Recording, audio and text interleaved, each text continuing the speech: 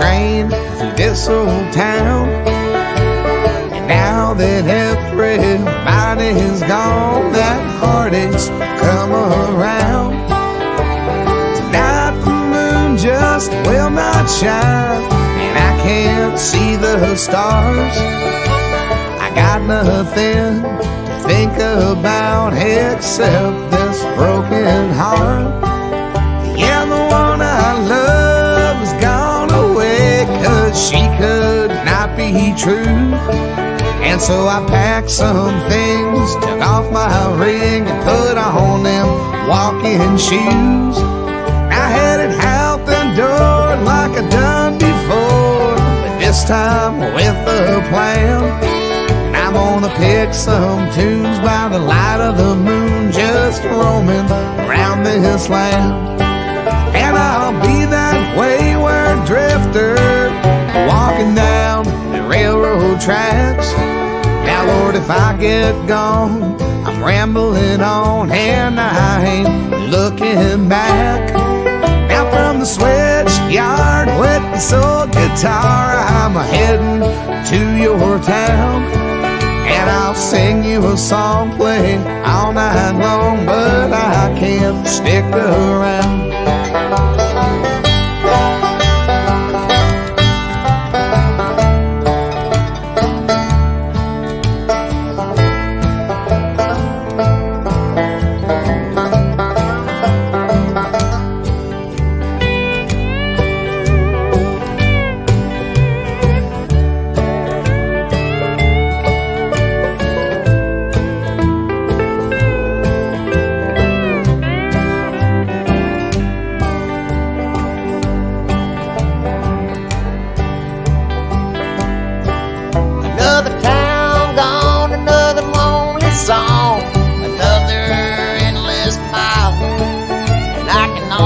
Stay and change my ways, but that just ain't my style.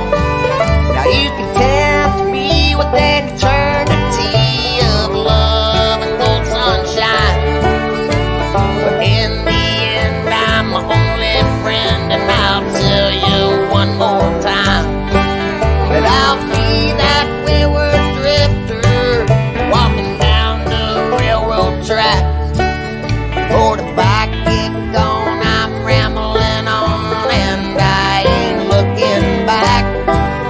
From the switchyard with this old guitar, I'm heading to your town. I'll sing you a song, I'll play it all night long, but I can't stick around.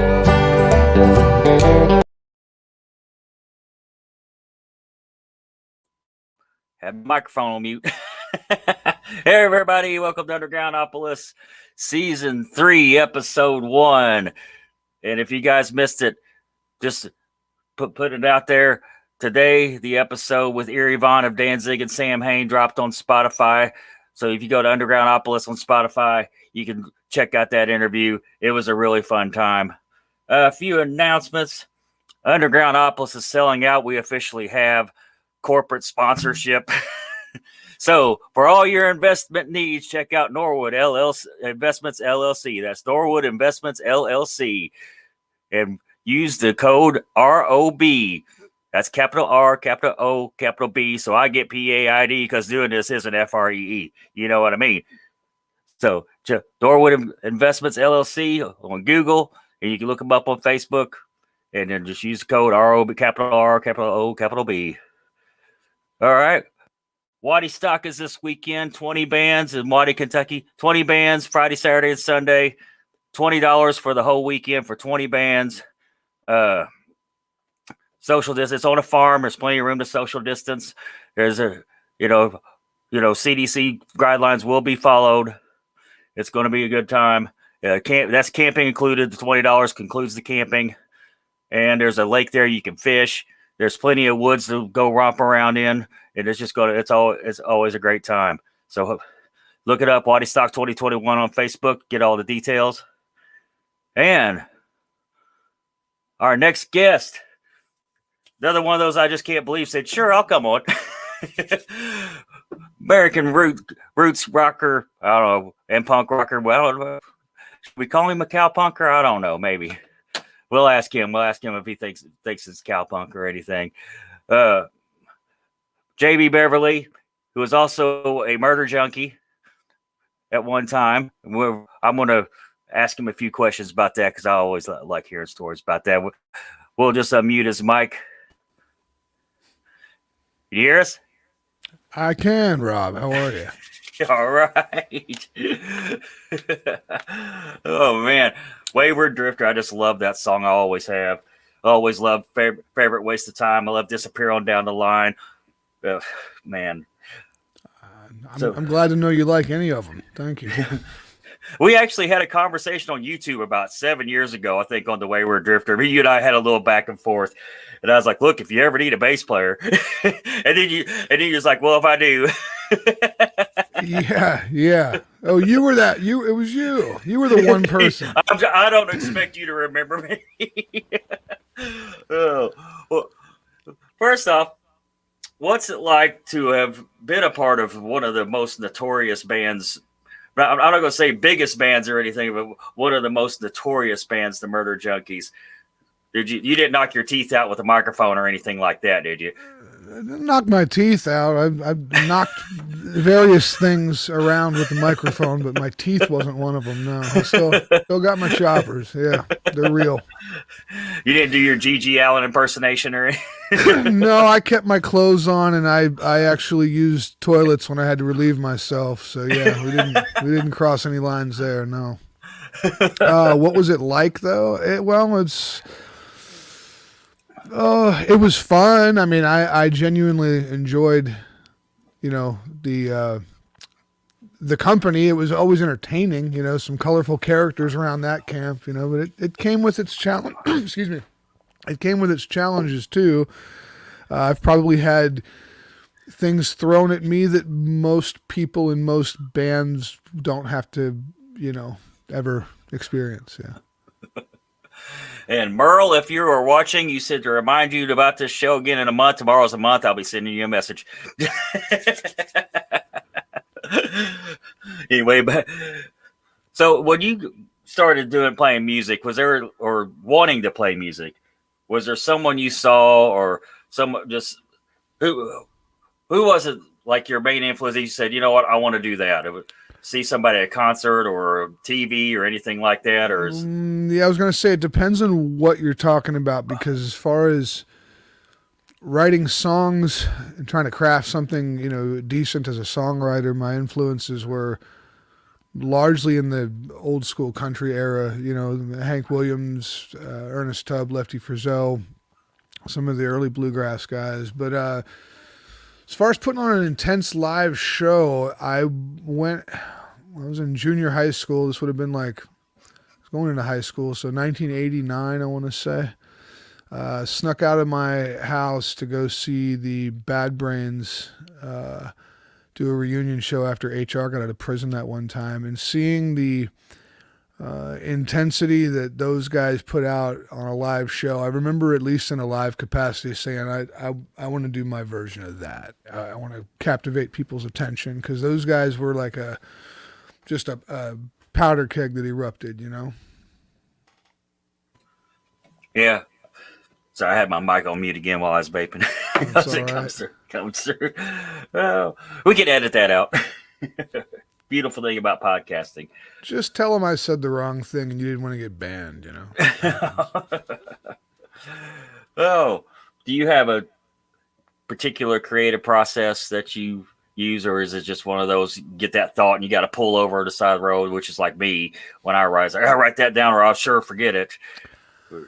I do have my own version of that. I keep an audio recorder app in my phone, and if I get inspired, I get a melody or a line in my head, I'll grab the app and do anything from hum into it to sing gibberish just to remember the phrasing and the meter or whatever. I mean, I've jumped out of the shower to work on songs before, so it does hit me when it hits me. It's not like I can sit there and say, okay, well, Wednesday at 6, I'm going to sit down and work on verse 2. It doesn't work that way for me. So no, I get inspired when and where it takes me, and it's usually Not exclusively, but it's usually the music comes first, and then I get haunted by a chord pattern or a melodic structure for weeks and months on end, and then one day it's like, well, those are the words I was waiting for, you know. And then this, as I like to say, at that point the song just writes itself. I'm the conduit, you know. So. Well, let's see here. Lost my place. That happens to the best of us, my friend. You'll be fine. You're young. You'll get over it. Do you have? Could you narrow down a favorite show story to share with us, or tour story? God, there's so many. One of my favorite ones. The first thing that popped to mind was when I wrote a song called "Phone Calls from My Uncle" that I dedicated to some combat veterans charities, and it's kind of an amalgamation of songs that different special operations friends had shared with me, you know, their experiences over the years. I would take this guy's story from over here and this guy's story from over there, and I made sort of this one cohesive story, one character out of that song. And we were out on tour. I want to say this was 2015, 2016, and we were in Texas, and I went to do that song, and there was a whole just wall of retired vets that had kind of posted up against the back of the show, and someone had tipped them off to that song, or they had heard it. I really don't know, but they basically, I went to do the song, man. These guys all hit their feet, and some of whom were crippled. And I mean, these guys all hit their feet, and I was getting saluted, and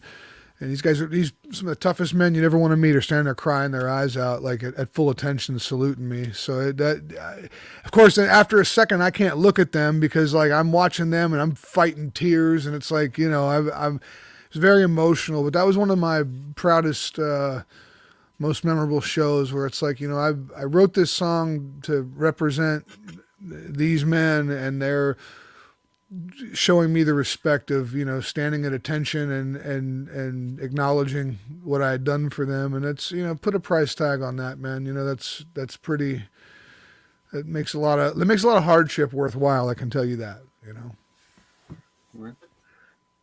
Well, you got another, because that's what this show's about. So getting my guests to tell stories. And I love stage story or show stories.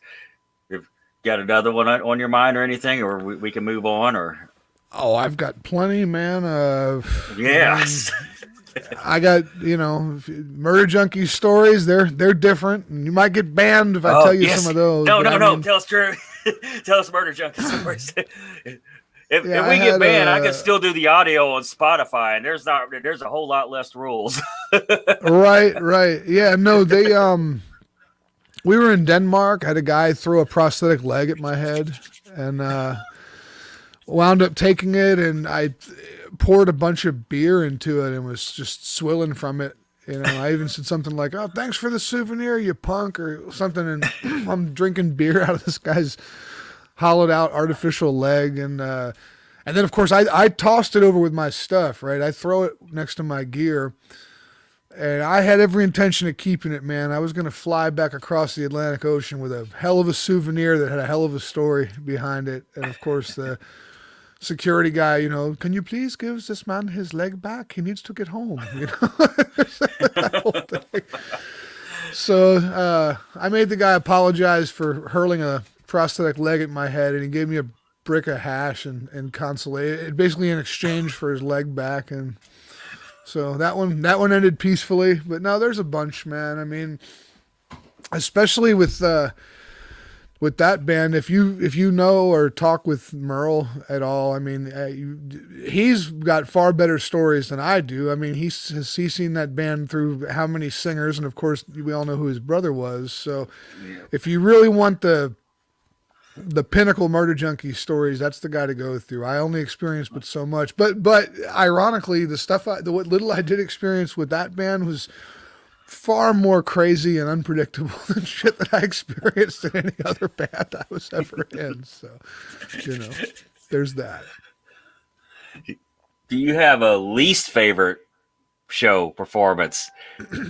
Well, that's a toss-up.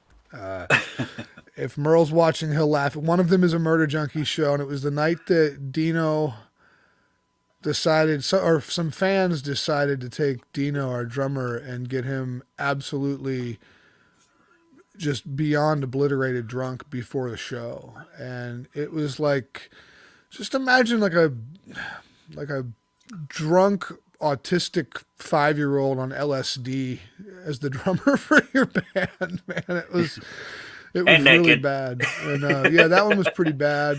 But we had a couple, man. We had one, we were playing, the Wayward Drifters were playing out in some little town in Illinois, and we show. It's funny, I was just telling this story today, strangely. I haven't thought about it in years, but we show up in this little neighborhood bar, man. It didn't hold maybe 300 people, and it was early in the night. We were sound checking. There wasn't even 50 people there yet. And these guys had brought in this gigantic sound system, man, with these just jumbo speakers. And I remember saying to the guy, I was like, hey, we're not on tour with Motorhead. Like, why do you have this stuff set up? And then he's like, oh, don't worry about it. Just go to dinner and we'll figure it out. We're a professional sound company. And so we go to dinner, and I come back, and this guy's got the main vocal microphone, and he's bending the arm of the mic stand around the room in different directions. And of course it's picking up, hot spots, because he's moving it in adjacent to these gigantic speakers that were way too big and jacked up too high for that room. And the mic's just feeding back terribly and all this stuff. And I looked over and I said, what are you doing? And he says, I'm trying to balance the frequencies. And so I said to my guys, I was like, this is going to suck. I said, might as well phone this one in right now as far as this being a great show. And sadly, it was every bit the nightmare I thought it was going to be. It sounded like shit, but the speaker system was reverberating so just coarsely through this room that, those how some bars and places have got those cheap, by the way, can I curse on here? I've been trying so hard to edit my... Yeah, hell yeah. Okay, just making sure, because I've wanted to say shit a couple times, and it's just like... Yeah, you can say anything on it. No, those cheap shit like foam ceiling panels that just interlace in with those cheap shit aluminum metal frames? You know what I'm talking about? Yep. Well, this bar had ceilings like that, and we're halfway through the set, and I hear this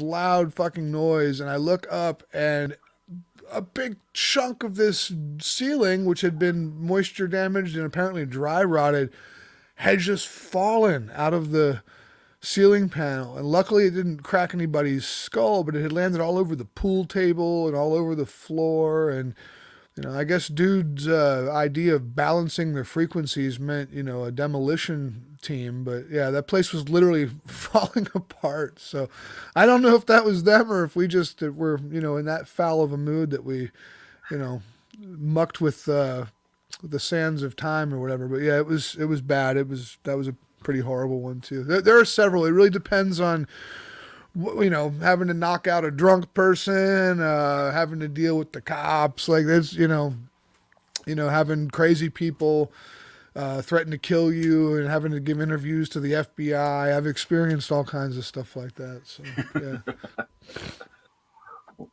Well, what's your latest album? Let's talk about it. That's currently available or that I'm working on? That's currently, we'll get to one you're working on, if you're allowed to talk about it. The last available record I've had is my first solo record, Stripped to the Root.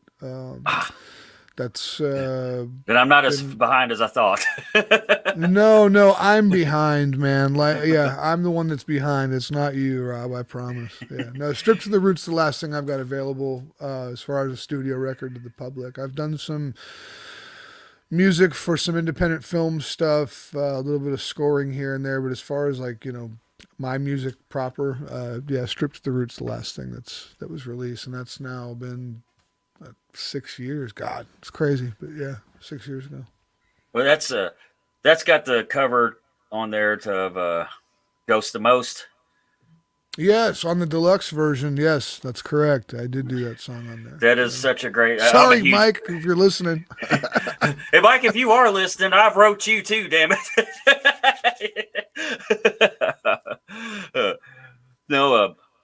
What was it that made you? Because that's such a intensely great song, and to do it acoustic, I don't think anybody could have done it acoustic like you could have. I mean, I greatly appreciate that. Yeah, that song kind of became my go-to when I was trying to finish Stripped to the Root. It wasn't something that I had planned on recording. I was done in the studio, just sitting there with the guitar and started noodling around with it. I'd never even played it before. I mean, obviously I knew it. I knew the song. I'd never actually performed it for anybody before. And it just kind of happened, man. I was playing it, and a buddy of mine that was around, he said, you should track that. Like, he's like, you really sing that, he's like, I can tell it means something to you, is what he said. He said, I can tell it means something to you. And I said, yeah, it's kind of been my go-to, getting through this record, because the period in which I recorded Stripped to the Root was one of the lowest, darkest periods I've ever had. It was a rough time. So there were a lot of things musically that were, kind of cathartic and just things I had to lean on, man. That song was one of them. So I did it. I did my version of it in one take. I just did it and, set it and forget it, right? So like I said, if Cooley's listening, I'm sorry I butchered your song. Shit. You did it, like, I heard it, I was like, I can't believe that this is how good, this is so great. Of course, I was already a Drive-By Truckers fan, but I love your version. And what's coming up? What's the next album? Well, I started working on Stripped to the Root back in 2016, and then fall of 2017, man, I was like 2/3 of the way done with the record, and I tore my right rotator cuff. And I wish I had a good story behind that. I wish I could tell you that I've jumped off my motorcycle to rescue a kid or something, or I wish I had a fun story for you, but it's just middle-age injury, man. I'd been stretching the night before, and I went to get out of bed. I leaned to push my body weight up, and when I did, I felt it pop, and it just didn't get any better. I wound up doing a real intensive physical therapy thing. It took me 18 months to get over that injury. Jesus. And, I didn't have to go under the knife, but I had to do a real intensive physical therapy, like I said. And I mean, I was so immobilized. I mean, I had to learn how to do the wipe left-handed. I mean, it was bad. I lost a lot of mobility and stuff. And so no sooner did I get my shoulder together and I go back to work on Head South, and I realized, I was like, man, some of this ain't going to work. Like, some of the songs that I thought were going to really work for that record, going back and listening to it with fresh ears, especially with some of the stuff I had written while I was hurt, it was like, no, this album's taken its own shape, you know what I mean? Like, I have to kind of honor that, even though I could have just stuck the last 2 songs on there and said, forget it, people get what they get.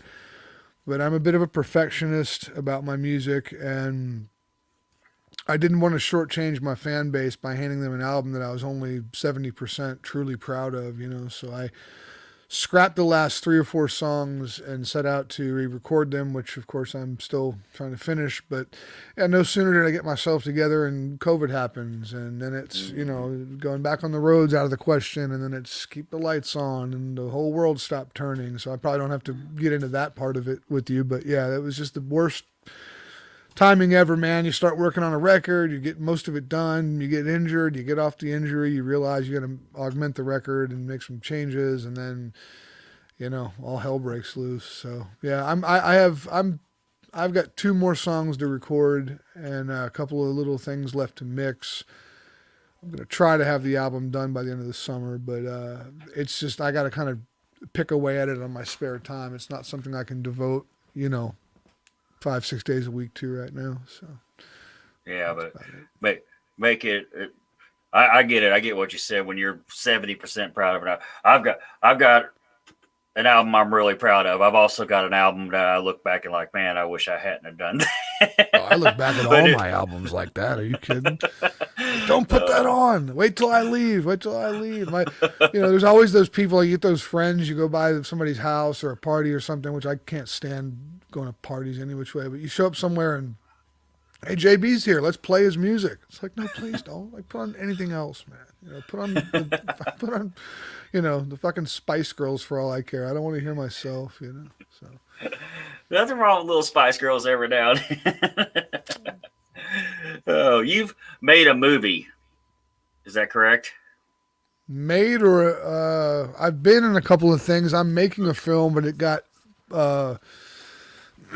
postponed. I lost 2 locations when COVID hit, so I've had to put it on hold. But yeah, it's a 30-minute short. It's called The Killer Among Us. And it's kind of a homage to like Twilight Zone, Tales from the Crypt, Tales from the Dark Side. There's like a half-hour vignette, you know, horror, thriller, mystery type shows. So yeah, it's pretty cool, man. I've got some heavy hitters involved in that talent-wise, and myself and Capricorn Rising and Haunted Pamlico are going to all figure it out. It's just really an issue with regards to the, what do you call it, with having lost locations, and, you know, a couple people on the cast are, one of which is older, one of which has some compromising health issues. And, you know, when COVID hit, of course, you know, okay, I've lost 2 locations and I need to now buy plane tickets for people who may not want to travel. So I just put the whole thing on hold until we can make more sense of what was going on, you know? Well, you're looking forward to that too. Be sure to post about it and I'll share the hell out of it. I appreciate it. Yep. And the album. Done got lost again. God, I done got lost. I'm such a hillbilly. Is there a famous musician that you most admire that you can narrow down? That's difficult, man, because I like different people. I like different things about different people. That's why I like this I always question. would have said that as a songwriter, I was always the most inspired by Hank Williams, because nobody wrote songs as purely and you know, he was just different, man. He you know, was the everyman, and I've always held him in the highest regard, highest esteem as a songwriter. Performers, God, there's so many, man. From an intensity perspective, I mean, I've always had a soft spot for Iggy Pop. I mean, you know, Iggy could outperform a lot of people. I kind of got to know, you know, Lemmy from Motorhead in the last few years of his life. Lemmy was a huge inspiration in the sense of, you know, just be you and be you fearlessly. You know, the people that love you are going to love you. The people that hate you are going to hate you. You're not going to change any of them, you know, by too big of a margin. So as far as, you know, being true to yourself and not needing to play the industry's game or anything like that, you know, Lemmy was a huge inspiration on me.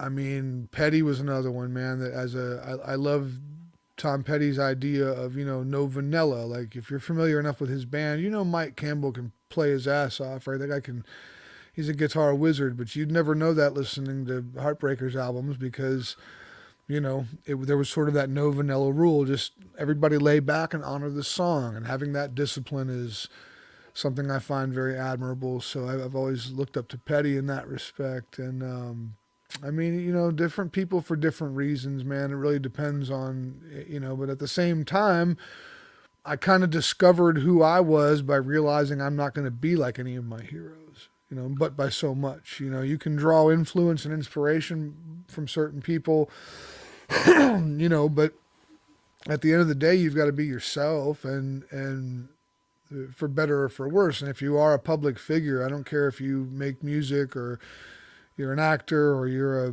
you know, be a YouTuber. It doesn't matter. If you're a public figure, you're gonna get haters. You know what I mean? You're gonna get as many haters sometimes as you have praisers. And I kind of have just learned, excuse me, over the years to take both with an equal grain of salt. If you start listening either to people who are smooching your rear end or, you know, threatening to take your head off because you're an asshole, especially on the internet, you're kind of running the risk of really doing some damage to yourself, you know, emotionally. It's, you know, can mess with your mind after a while. So I kind of live by the rule of, you know, take your praisers and your detractors with an equal grain of salt, so that you don't get tormented in your headspace or emotionally over the shit coming out of people's mouths. You know? What would be possibly the most personal song you've written? Maybe one that would be real. That's real. I'm sure they're all like a diary of your life, but is there one that you can narrow down that's like real personal to you, like be your favorite song? Yes and no. I mean, I try to challenge myself, you know, as a songwriter. 25 years ago, I would have told you, or well, 23 years ago, I would have told you Wayward Drifter because of how personal that was when I wrote it and where I was in my life. But more recently,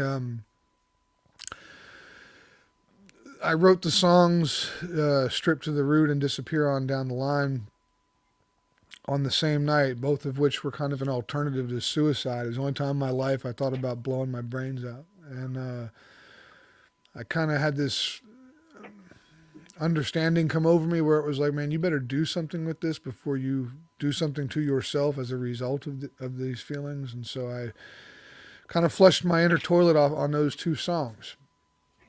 I'm pretty proud of that, at least in a way. I don't know if staying alive was the smartest decision to make or not, but it's where I chose to leave it, and at least I found that negative energy a home. It lives in those songs. It's no longer festering inside me. So I'm pretty proud of that, at least as a, within the human experience of not holding on to dumb shit that doesn't serve you. I'm pretty proud of Phone Calls from My Uncle, a song I did for our combat vets, and not in some cheesy, that song's not about, break out your flags, America. This is much deeper. It's much more like what these guys go through and the sacrifices they make, the torment that they have to live with, the toll it takes on them as, otherwise decent people and as good people.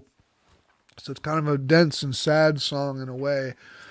It's definitely not some flag-waving patriotic shit. It's looking at them as human beings, man, and getting people to kind of stop and say, wow, they really do have to go through things like this. I got a song that's going to be on Head South called Navajo.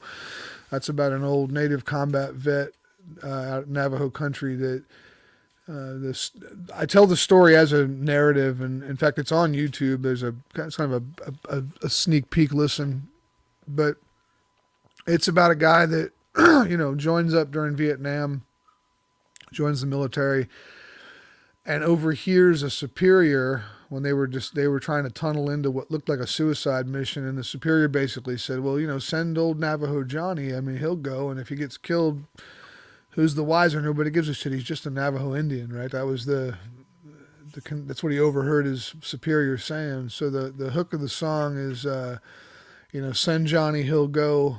Nobody need to know. He'll likely die, but if not, we'll send him home because he's just a Navajo. And so, I'm touching on some things like that. And what was challenging about that song is it was based on a real man. It was based on a true story. And I've kind of taken it in more recent times.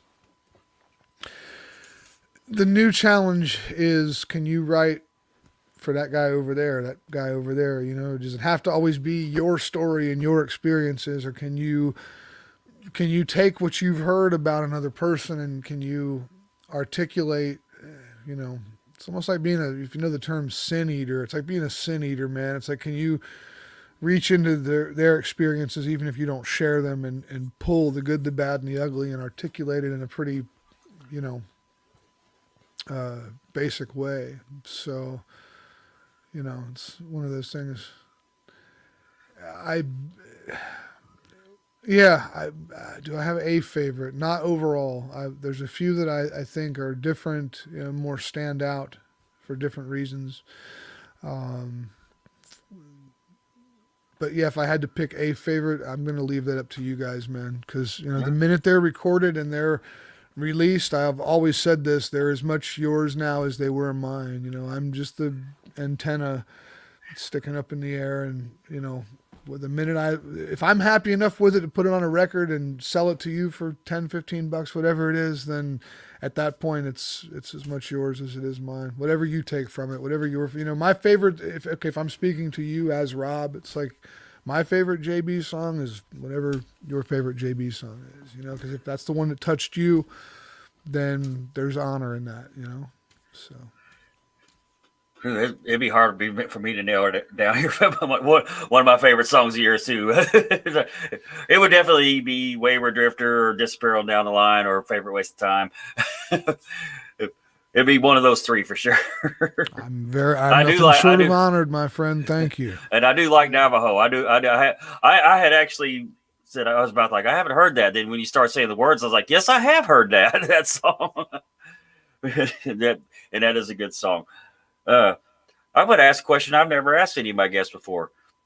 Do you have a favorite TV show? I don't watch TV.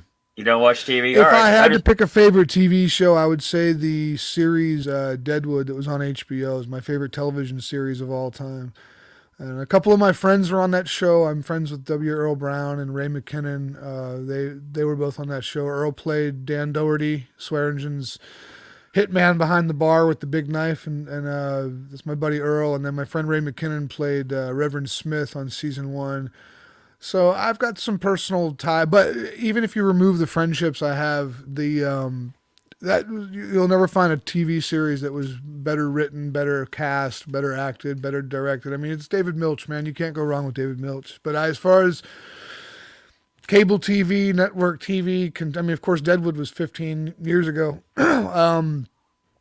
I haven't watched any modern television, and I haven't had cable in a few years. I couldn't tell you. I couldn't name you 5 TV shows unless it's something that's still on today that was on 3 or 4 years ago. I mean, if Family Guy is still on, I always laugh at that dumb shit. And, but I'm so far removed from it. Much like with modern music, man, I couldn't, if you bet me $1,000, if you said, JB, I'll give you $1,000, you can name 3 people on the pop charts or the country charts or the R&B charts or whatever, Billboard Top 100, I owe you $1,000. I couldn't tell you 3 people who are on the charts right now in any genre of music, and that's probably a good thing. So, I don't know. What all instruments do you play? Well, primarily guitar, vocals. I've taught myself, bass. I was a drummer before anything else. I was a drummer for 7 years before I ever picked up a guitar. A little bit of stand-up bass in recent years, especially when, in light of working on Head South, I've had to work on my piano playing, which is really hard because I'm naturally left-handed, but I taught myself how to play right-handed guitar, and I can play drums conventionally, but getting myself to play keyboard has been the hardest because my instincts is to play cross-armed because I want to keep bass lines with my right hand and do, fills and stuff with my left hand. And I don't know if they do make a left-handed keyboard. I've never seen one. So it's one of those things where having to fight the urge to play cross-armed and retrain the mechanics of my digits has been challenging. But yeah, mainly guitar, bass, drums, piano. My dad's like this too, man. My dad's the kind of guy, like you can hand him any instrument with strings on it and leave him for a half hour and come back and he'll play you a song. And it could be anything from, an old bluegrass standard to something as simple as Mary Had a Little Lamb, but he'll play you something. I'm kind of like that too, man. I can sit and putz around with, I've picked up people's mandos. I ain't worth a shit at playing fiddle, but I can play with a mandolin a little bit. I've sat and messed with a harp, and I don't mean a harmonica. I can do that too, but I mean like an actual orchestral harp. I've messed with harps. I've, messed with oboes and all kinds of stuff, man. So, but as far as my go-tos in the studio, I kind of wanted to learn enough about a variety of instruments to where if let's say your band came to record with me and you were like, all right, man, I got guitar covered, I got bass covered, I got piano covered, but I don't have a drummer. It's like, I'll be your session drummer. Send me your songs, right? Needed to be able to improvise with some of the people I've worked with in my studios. So, but other than that, those are the main ones. But, like I said, piano's challenging, but I'm working past that. I've even gotten to the point now where I'm getting more comfortable and confident, but I have to mess with it, Do you prefer the studio or the stage? I mean, that's like asking if you. That's the closest analogy I can give you is like, oh, do you enjoy, kissing your kids goodbye on their way to school or making out with your wife after they're gone? Two completely different things, It's like with the studio, you get to create something that is essentially, a document, right? I mean, you're leaving something that's going to be listened to by, if you're lucky, an awful lot of people long after you're dead. So there's a beauty of chronicling something for the record in making a record album. But what it's lacking is what you get on stage. You don't get the same kind of adrenal rush. You don't get anywhere from, a handful to a few thousand people standing in front of you singing along and throwing you their energies and contributing to the ritual, as it were. It's just, I look at it as different. Like I said, it's one's like kissing your kids goodbye and the other one's making out with your wife after they're gone, man. That's the best analogy I can give you. So I love them both for different reasons. I love creating studio magic, but there's nothing like the thrill of an engaged live audience to feed off of, especially when you get into a tour, because unless you've done it, a lot of people don't understand that, you get on the road, day one, you're firing all cylinders, even end of week one, but you get, day 18 and you've got another 24 shows left before you head home and you're halfway across the country and you've been doing your own driving and everyone's gotten sick at some point or another in your vehicle and you're missing home. It's like at that point you need the crowd, man. You need to play those gigs where people are getting out on stage. You're getting out on stage and being made to feel a rush. You know what I mean? Where they're truly giving you something to work with, because without, and I used to have told anybody can tell you that's seen me, man. I'm not shy. I'll tell the crowd, I need you SOBs to give me every last bit of what you got, man. Sing along with me, yell at me, and but their engagement sometimes can literally be the difference. So, Well, do you have anything you'd like to plug in or anything before we wrap this up?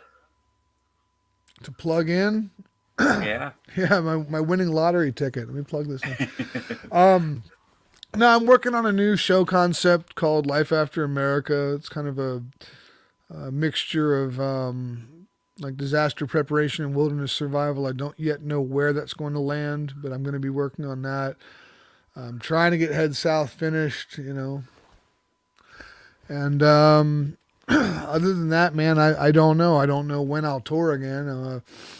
I don't want to believe that I'll never do it, but between what's happened to the economy and COVID and everything, it's hard to say. I definitely can't go out there and ride the roller coaster the way I did in my 20s or early 30s. That's a young man's dance. It's like, hey, we made $400 a piece on Thursday and Friday, and you play a half-ass gig on, let's say, that Saturday, you take Sunday off, and Monday it's like, hey, how much did we make last night?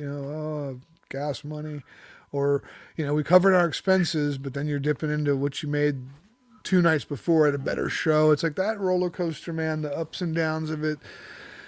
I don't know how much of that I feel like doing anymore, but we'll see. We'll see where the road takes me. The good news is I'm open to it. Whatever happens. I'm not broken or bitter to the point of feeling bad, man. If I lay my head down tonight to go to sleep and I don't wake up tomorrow, it's been a blessing, So no complaints or worries out of me. That's the fairest way for me to leave it. Well, try to get you at least come to Louisville sometime. Yeah, well, it's been a while. God, I've been to Louisville and it's it's a close one. It's not that's a closer drive than most. So that'd be good. Well, would you mind making me a promo soundbite for the show? Not at all. Sure. Just say, this is JB Beverley, and you're tuned in to Undergroundopolis. This is JB Beverley, and you're tuned in to Undergroundopolis. Thank you so much. Thank you so much for donating your time here, man. My pleasure, man. I hope I didn't let you down. No, this was fantastic. It really was. And if you're watching and you like the show, please give us a like on Facebook, subscribe on YouTube, follow us on Spotify. We got a lot of cool guests coming up, and a lot of cool guests that have been on. I've had a former Dead Boy on here. I've had some toadies on here, Tantric. I've had a few, and of course the one that dropped today, Erie Vaughn from Danzig, and Sam Hain. I haven't seen Erie in years. I love that guy, man. He was really super nice to sit there and talk to. I was like, it was fun. He had really good stories too. It's probably a lot easier to interview than Glenn would have been, but yeah. I don't know how to get a hold of Glenn. Erie wrote me right back. He's like, I'll tell you how to get a hold of him. Just start selling Misfits bootlegs. He'll find you. Yeah. All right. Thank you, everybody, for watching. Thank you, JB Beverley. Hang on after the show a second. And here I'm Rob Lyon, your host, signing off.